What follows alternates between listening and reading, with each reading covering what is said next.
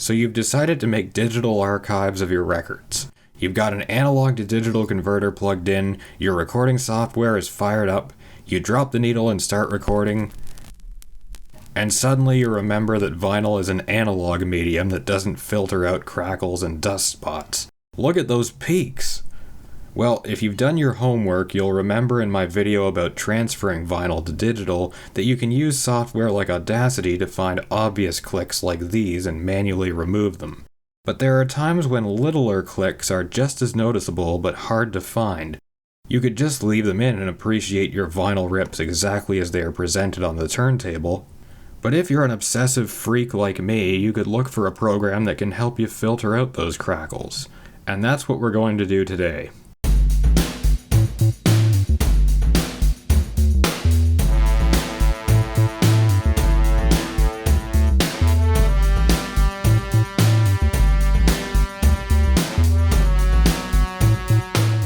People on vinyl forums have been discussing ways to remove clicks and noise from their vinyl captures for years.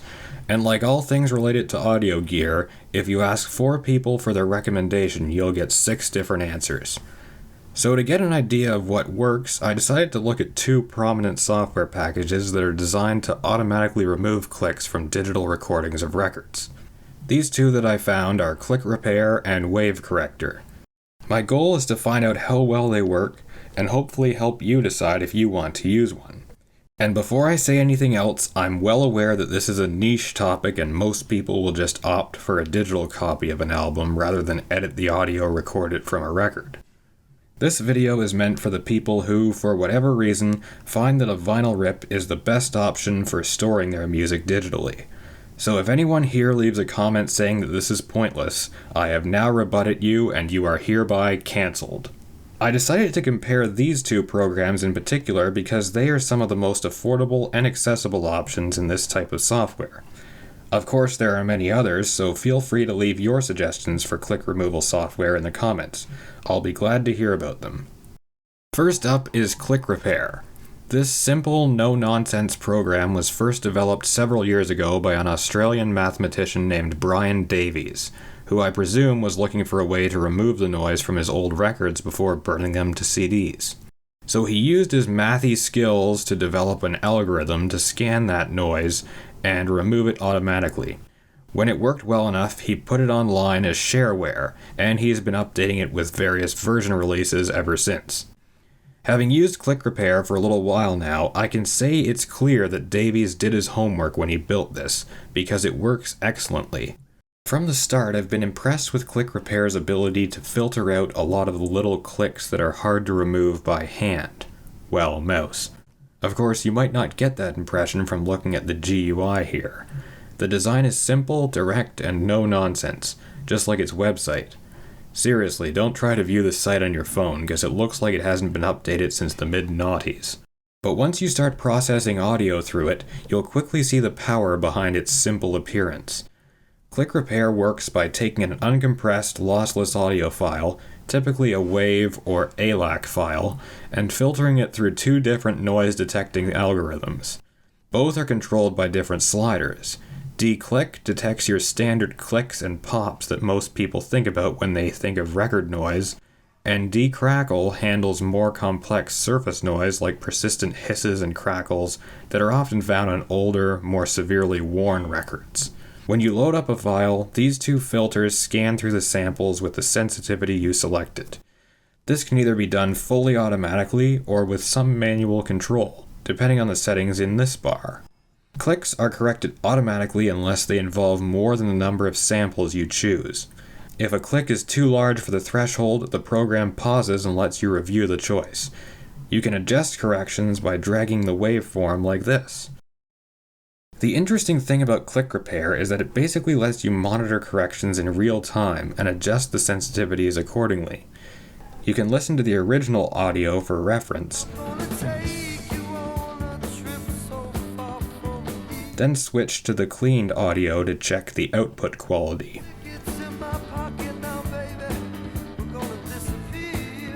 There's also an option to isolate the noise being detected, which is very useful for checking how well the filter settings are working, and whether the filter is picking up anything it shouldn't be.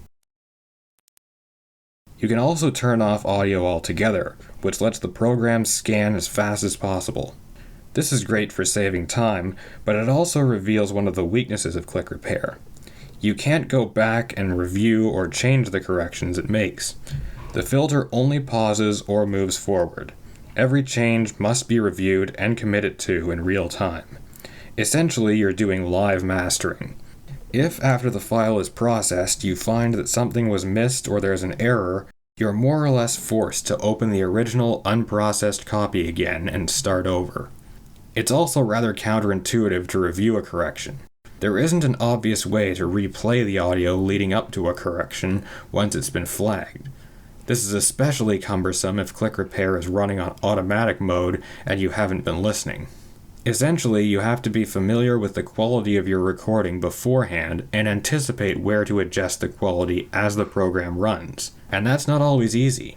But that probably makes the program sound worse than it is. Click Repair will actually give you excellent results with only minimal effort. With a little practice at how the controls work, the resulting audio can be surprisingly improved.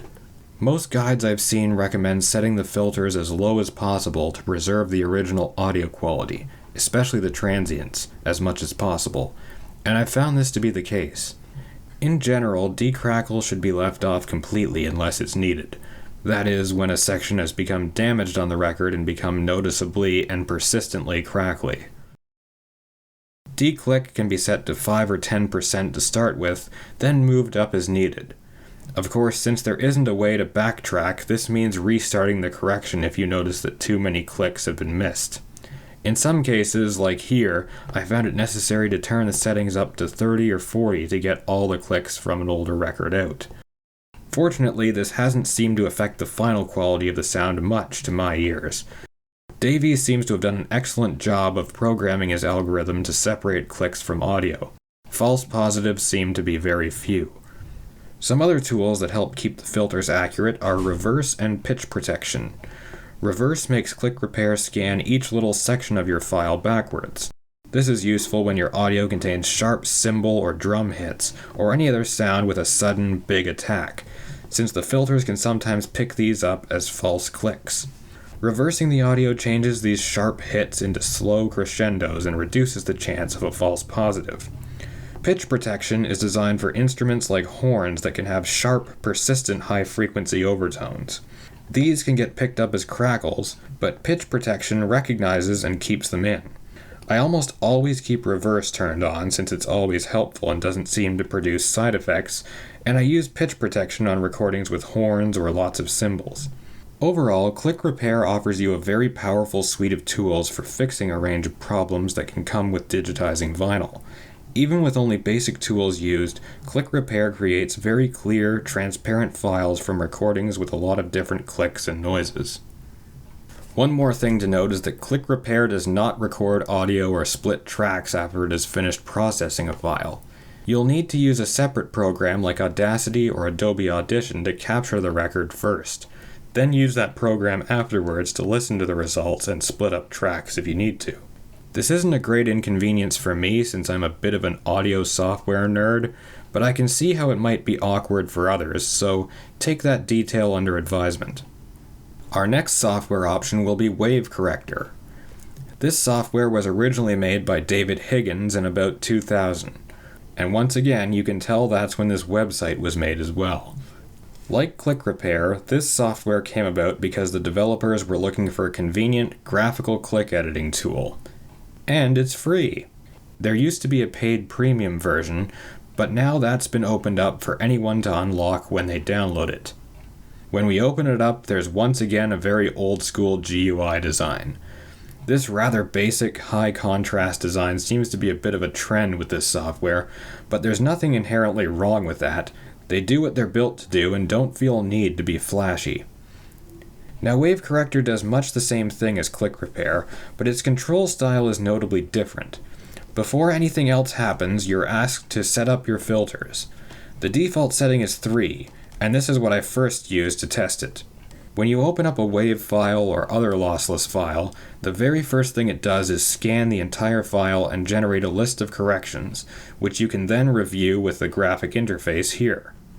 Where Click Repair focused on a very linear, one-pass scanning method, the approach here is very focused on letting the user review and adjust the corrections on their own time. You can begin scrolling or clicking through the file using this waveform on the bottom, or begin playing the file with the controls at the top. Notably, WAV Corrector displays a list of every correction by timestamp along this column, and this is useful as a reference feature. But depending on the filter settings, there might be hundreds or thousands of corrections listed, which makes it inconvenient to scroll through. Fortunately, you can choose to only list some of the corrections based on their severity. Now, to review a correction, we need to click on either the list or on the waveform itself. Here the green and red lines represent the filtered audio signal, where the thinner blue line represents the uncorrected sample. You can see here that this click was filtered out. If we want to adjust a correction, we click this small button, or double-click on the waveform, and drag to adjust. Then we need to hit confirm.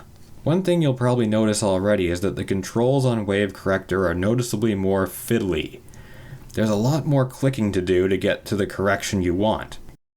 It's clear that the developers want it to give users control, but at the same time there seems to be an overabundance of buttons to press and options to choose, especially if you're starting out. Now once you get the hang of the controls, it's fairly straightforward to make and adjust corrections on the waveform and play back the adjusted file. If you've used Audacity at all, the controls will make sense. What I found a bit trickier is getting the waveform editor to go to the spot I wanted. You're supposed to click on the small master waveform at the bottom here, but that doesn't seem to do it all the time. It turns out you need to stop the audio playback completely by pressing the Do Not Enter button here. Clicking pause isn't enough. This is what I mean when I say the controls are fiddly. Now, fortunately, the click filtering works very well. I had thought level 3, which is in the middle of the scale, might be excessive, but it turns out this is a very reasonable setting. I later used level 2 on some other recordings, which works very well on records with very few flaws. I also found that this AGC setting is very useful. It decreases the filter's sensitivity on higher volume areas of the recording, meaning less chance of false positives on loud, complicated sections, and more emphasis on quieter parts where noise is more noticeable. One benefit of WAV Corrector's approach to filter settings is that any section of audio can be rescanned with a different setting if the initial setting doesn't work. You can either remove the original set of corrections and scan over again, or you can use Super Scan to add more corrections on top of the first ones, superimposing them. It's very useful for when you're reviewing results. The program also lets you save your corrections and come back to them before you export, which is something I missed on Click Repair. You'll also notice that down here the file has been split into different tracks. That's another feature of WAV Corrector. The program can be set to detect tracks within a file automatically. WAV Corrector really tries to be an all-in-one package when it comes to audio transfers. You can adjust where tracks begin and end, and add tags for song titles, artists, and other metadata. It's not always intuitive, but it does work very conveniently and saves the step of reviewing files in Audacity. You can even normalize the volume to a certain level before you export. There's also a record function that allows you to capture audio directly into the program, and it works very well.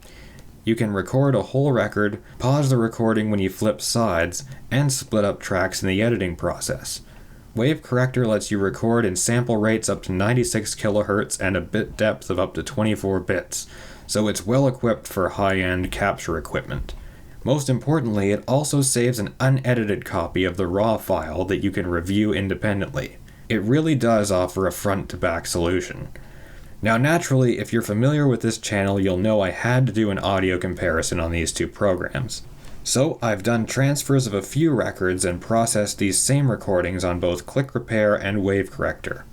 Now, the controls on each of these two programs are somewhat different, but I've aimed to use them with as similar settings as possible, with the goal of producing the clearest, but also the most accurate end result I can in each case.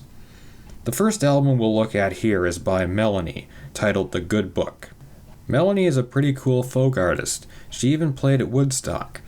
She has a few good songs, but unfortunately not many of them are on this record. I picked this one for a test because it's rather old and a little worse for wear, and it gives a good test of each software's filters.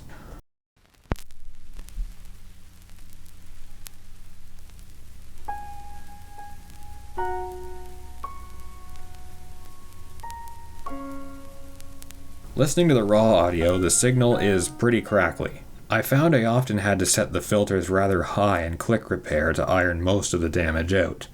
D-click was often set to 35, while the default of 3 was good enough to achieve similar results in WAV Corrector. I assume a level 3 in WAV Corrector is about the equivalent of 35 or 45 in D-click on click repair. For the most part, the corrections were straightforward and well automated, though on both programs there were some troublesome areas that required special attention. Large clicks, for instance, weren't fully corrected and often left behind noticeable plop sounds that I had to correct manually, in Audacity in the case of click repair, or in WAV Corrector's edit functions. In some cases, the filters overlooked a flaw that didn't seem noticeable to the algorithm, but is clearly audible. This usually happened in the same places with both programs, which suggests that the issue here is not with a particular program, but rather with the limitations of noise correcting software itself. Both Click Repair and WAV Corrector come with guides that say they are meant to reduce noise, not eliminate it. And frankly, it's clear that they can't guarantee to remove every click because of, well, the nature of a recorded sound wave. But both programs do get you very close to an ideal compromise. There are still exceptions where one outshines the other, though. WAV Corrector, for instance, doesn't seem to have the equivalent of Click Repair's pitch protection or decrackle, at least not to the same extent. This means that passages on a record with persistent noise aren't as well corrected as they could be on WAV Corrector. It's also harder to avoid false positives on things that sound like clicks. Take this track on the Good Book that begins with Melanie clapping. Both programs gave a lot of false positives on this, but it seems easier in Click Repair to adjust the filter lower and use pitch protection to avoid them in the first pass. In WAV Corrector, almost all these claps were flattened out to near silence on various settings I tried. I ended up having to make a lot of time-consuming corrections manually to restore them. These types of issues were repeated on various other records, such as this one. Yes, I also transferred Gentle Giant's classic album Freehand. I picked this record out because it features several things that will put a noise removal program to the test. First of all, it opens with a series of finger snaps that sound a lot like clicks. Click Repair and WAV Corrector both had trouble here. I had to override a lot of false positives and inaccuracies. Again, this is more of an intrinsic limitation of noise correction software. There's not much you can do to filter noise out of a signal when the signal itself mimics the noise. I did find it a little easier though to work things like this out in Click Repair, since I could be alerted in real time to the clicks the program was detecting and override them on the spot. It helped set the threshold for a manual correction lower on sections like this. On WAV Corrector, however, I found myself going back and correcting these false positives and rechecking things over again. The results were similarly clean, but felt less intuitive, and I suspect the transients weren't preserved here quite as well.